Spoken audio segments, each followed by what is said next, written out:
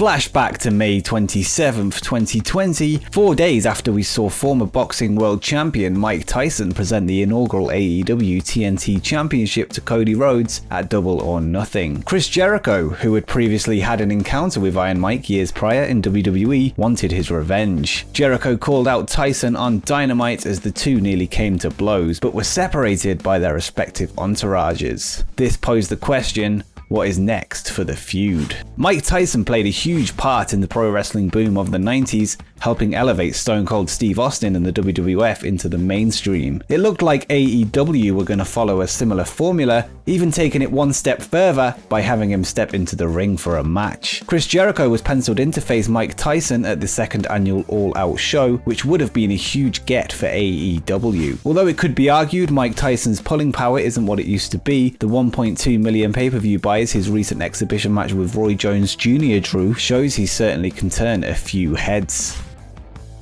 The closing scenes of the very first AEW Dynamite were followed by a series of events that led to the announcement of the first ever Blood and Guts match. The Inner Circle was set to take on the Elite, with Nick Jackson later being replaced by Matt Hardy following a kayfabe injury. The match was scheduled to take place in Newark, New Jersey on the March 25th, 2020 episode of Dynamite. The name of the match was taken from a Vince McMahon quote from a conference call where he seemingly referred to the rival promotion as Blood and Guts, likely in reference to Cody vs Dustin Rhodes, which took place 2 months prior. The match was going to be a tribute to the War Games concept, an idea developed by Cody and Dustin's father, Dusty Rhodes. Unlike the recent NXT incarnation, Blood and Guts was going to have a roof on the cage to fully enclose the participants as a throwback to the original NWA WCW version. 5 days before the match could take place, Tony Khan announced that it had been scrapped after AEW were forced to cancel the Newark show due to the outbreak of COVID-19 across the states. The Stadium Stampede at Double or Nothing 2020 ended up replacing it, with the Elite coming away with the victory. The Blood and Guts concept is very likely to return at some point in the future.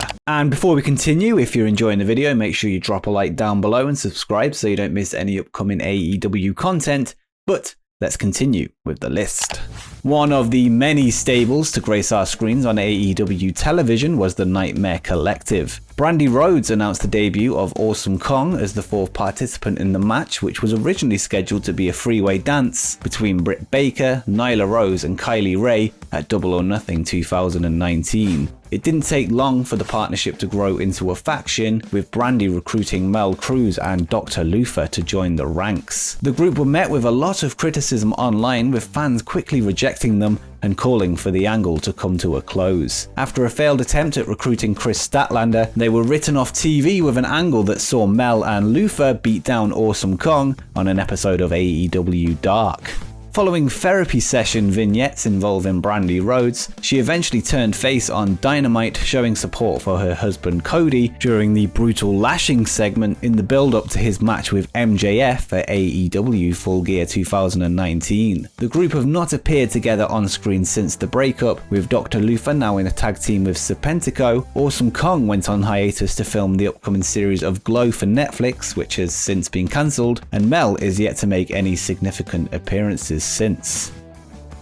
Online speculation in the weeks leading up to the reveal of the Dark Order's Exalted One left the internet with 3 prime candidates, one of which was Brodie Lee, who was eventually chosen to take up the role, and the others were Matt Hardy and former Elite member Marty Scurll. On the AEW Unrestricted podcast, Dark Order tag team John Silver and Alex Reynolds revealed that they were told the Broken One was in line to take up the role. Adding further confusion to the situation, Chris Jericho has claimed on his podcast Talk Is Jericho that it was in fact Marty Scurll who management had lined up before re-signing with Ring of Honor in the role as Booker. We now know why Marty was no longer considered, but it is unclear as to why Matt Hardy did not become the Exalted One.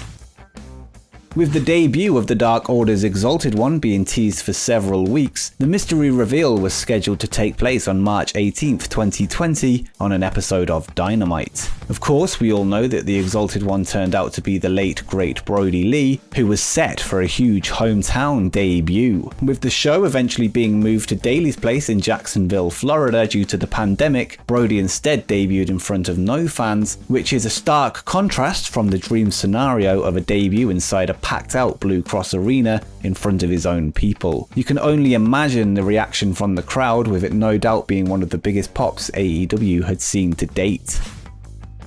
Since the start of AEW, there's been a lot of speculation as to when they'll be heading across the pond for shows in the UK. The United Kingdom is known to have one of the most avid fan bases in the entire world. In the UK, AEW actually has a larger viewership than WWE due to Dynamite being shown on ITV4, which is a free channel, as opposed to WWE, who are shown on the expensive subscription service of BT Sport. The UK fan base has been calling for AEW to give them something, and it was so close to happening in 2020. AEW President Tony Khan confirmed that Fyter Fest was originally scheduled to take place in London, England. Sadly, these plans were nixed due to the COVID-19 pandemic, with travel restrictions and a ban on large gatherings being put in place. It is not known whether the event would have been a 2-week Dynamite like we got in the States, or a one-night pay-per-view. But either way, there's no doubt that All Elite Wrestling will be crossing the Atlantic as soon as the world opens back up, and I can't wait. One of the main benefits of working for AEW as a wrestler is the schedule. Unlike the near 365 days a year you have to work in WWE, at least pre-COVID, AEW only require you to work once a week and twice for pay-per-views, with Dynamite and Dark being recorded on the same day. However, there is both positives and negatives to this strategy. On the plus side, it keeps the wrestlers fresh and healthier without constantly being on the road and away from family. On the negative side, they are getting less reps, which could lead to ring rust. For 2020, AEW planned on balancing this problem by introducing house shows to the schedule, allowing wrestlers to get more reps inside an AEW ring. The plan, according to Dave Meltzer, was to hold 20 shows a year, one roughly every 2 weeks. This was to add to the schedule of 52 Dynamites and 4 pay-per-views, as well as any independent dates talents would undertake with the permission of higher-ups in the promotion. This is one of many plans on this list that AEW were forced to scrap in the light of the coronavirus shutdown.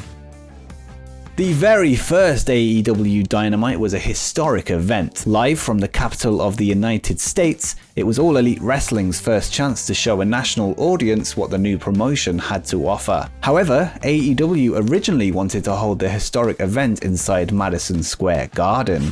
Historically, the Garden would only host wrestling events promoted by the WWE, with the McMahons having a stranglehold on the venue for many decades. This was all until the Barclays Center was built just over the East River in Brooklyn, New York. WWE have since begun to favour this new venue, which has led to some dissension between WWE and the Garden. The world's most famous arena have since been open to letting other wrestling promotions in, as shown by the Ring of Honor New Japan G1 Supercard held in April 2019. In October of the same year, the Elite were finally heading to the Garden as part of the debut episode of AEW Dynamite. It is unclear as to why these plans were nixed, but you can only imagine that WWE may have had some part in the decision after potentially making up with the owners of the venue.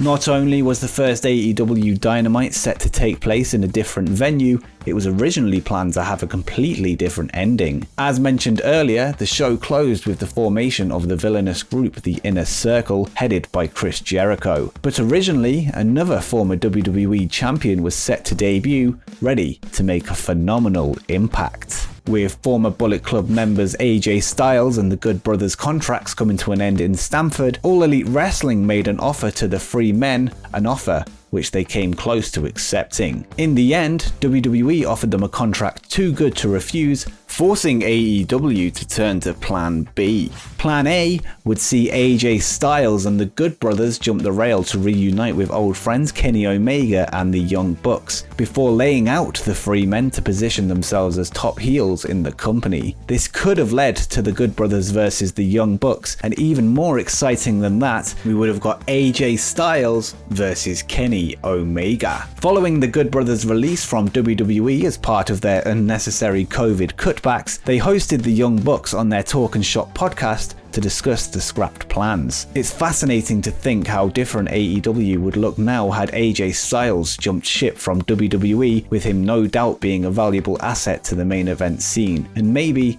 he'd be AEW champion by now.